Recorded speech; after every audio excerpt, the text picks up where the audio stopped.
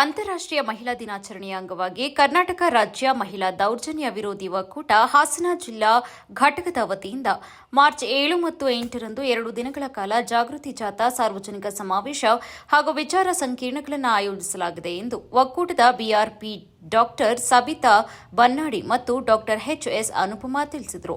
ಪತ್ರಿಕಾಗೋಷ್ಠಿಯಲ್ಲಿ ಶುಕ್ರವಾರ ಮಾತನಾಡಿದ ಡಾಕ್ಟರ್ ಎಚ್ಎಸ್ ಅನುಪಮಾ ಅವರು ಹಾಸನ ನಗರದ ಮಹಾರಾಜ ಉದ್ಯಾನವನದ ಬಯಲು ರಂಗಮಂದಿರದಲ್ಲಿ ಮಹಿಳಾ ಜಾಥಾಕ್ಕೆ ಚಾಲನೆ ದೊರೆಯಲಿದೆ ಎಂದು ಹೇಳಿದರು. ಸಂಘಟನೆಗಳ ಜೊತೆಗೆ ಯಾರು ಪ್ರಜಾಸತ್ತಾತ್ಮಕ ಮೌಲ್ಯಗಳಲ್ಲಿ ನಂಬಿಕೆ ಇಟ್ಟಿದ್ದಾರೋ, ಯಾರು ಸೋಷಿಯಲ್ ಜಸ್ಟಿಸ್ ಅಥವಾ ಸಾಮಾಜಿಕ ನ್ಯಾಯವನ್ನು ನಂಬುತ್ತಾರೋ ಮತ್ತು ಎಲ್ಲ ರೀತಿಯ ದೌರ್ಜನ್ಯವನ್ನು ಯಾರು ಖಂಡಿಸ್ತಾರೋ ಆ ಥರದ ಎಲ್ಲ ಸಂಘಟನೆಗಳು, ಸಮಾನ ಮನಸ್ಕರು ವ್ಯಕ್ತಿಗಳ ಜೊತೆ ಸೇರಿ ಈಗ ಒಂದು 8 ತಿಂಗಳಿಂದ ನಾವು ಹಾಸನಕ್ಕೆ ಬರ್ತಾ ಇದ್ದೇವೆ.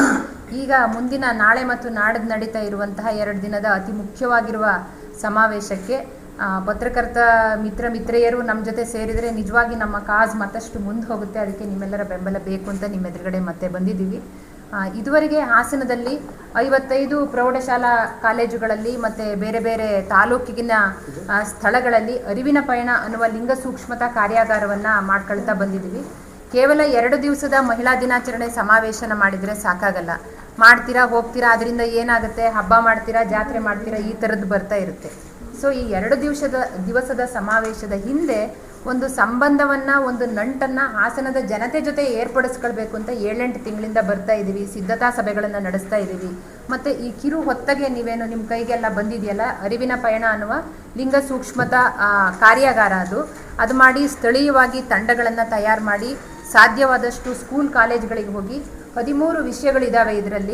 ಇದರಲ್ಲಿ ಪೋಕ್ಸೋ ಇರ್ಬೋದು, ಒಕ್ಕೂಟ ಅಂತಂದ್ರೆ ಏನು, ಜಾತಿ ದೌರ್ಜನ್ಯ, ಬಾಲ್ಯ ವಿವಾಹ, ಮಹಿಳಾ ಮತ್ತು ಮಕ್ಕಳ ಸಾಗಾಟ, ಮತ್ತು ಬಾಲ ತಾಯಂದ್ರ ಬಗ್ಗೆ, ಈ ಥರ ಇವತ್ತಿನ ಸಮಾಜವನ್ನು ಕಾಡ್ತಾ ಇರುವ ಮುಖ್ಯವಾಗಿ ಜಾತಿ, ವರ್ಗ ಮತ್ತು ಲಿಂಗತ್ವ ಈ 3ರ ಆಧಾರದ ಮೇಲೆ ವಿಶೇಷವಾಗಿ ಹದಿವಯಸ್ಸಿನವರನ್ನು, ಹೆಣ್ಮಕ್ಳನ್ನು ಕಾಡ್ತಾ ಇರುವ ವಿಷಯಗಳನ್ನು ಇಟ್ಕೊಂಡು ಕಿರು ನಾಟಕ ಮತ್ತು 3-4 ಹಾಡು ಅದನ್ನೆಲ್ಲ ಇಟ್ಕೊಂಡು ನಮ್ಮ ಹಾಸನದ ಸಂಗಾತಿಗಳು ಬೇರೆ ಬೇರೆ ತಾಲೂಕುಗಳಿಗೆ ಹೋಗಿ ಇದುವರೆಗೆ ಸಾವಿರಾರು ಹೆಣ್ಮಕ್ಳನ್ನು, ಸಾವಿರಾರು ಮಕ್ಕಳನ್ನು ತಲುಪಿದ್ದಾರೆ ಅಂತ ಹೇಳ್ಬೋದು.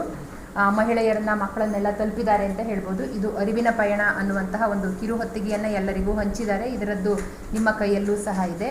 ಇದಲ್ಲದೆ ನಾವು ಅಧ್ಯಯನ ಶಿಬಿರವನ್ನು ನಂತರ ಪತ್ರಿಕಾಗೋಷ್ಠಿಯಲ್ಲಿ ಮಾತನಾಡಿದ ಆರ್ಪಿ ಡಾಕ್ಟರ್ ಸಬಿತಾ ಬನ್ನಾಡಿ ಅವರು ಸಂಜೆ ಮಹಾವೀರ ವೃತ್ತದಲ್ಲಿ ಕಪ್ಪು ಉಡುಪಿನಲ್ಲಿ ಮಹಿಳೆಯರು ಭಾಗವಹಿಸುವ ಮೌನ ಜಾಗೃತಿ ಕಾರ್ಯಕ್ರಮ ನಡೆಯಲಿದೆ.